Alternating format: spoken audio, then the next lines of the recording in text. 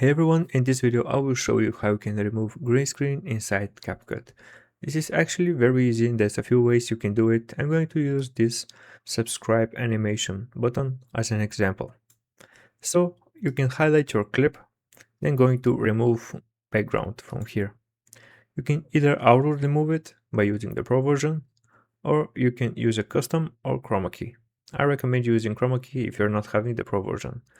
You can just select a drop down menu on the chroma key like that, and then check the field on chroma key. You can then select a picker from here, make sure it's selected, and then pick the area that you want to remove.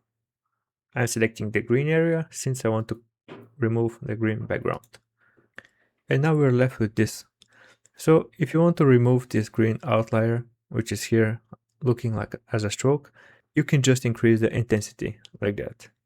And as you can see, now we're not having anything. Now let's preview. And that's all there is to it. I hope this video was helpful. Thanks for watching and see you in the next one.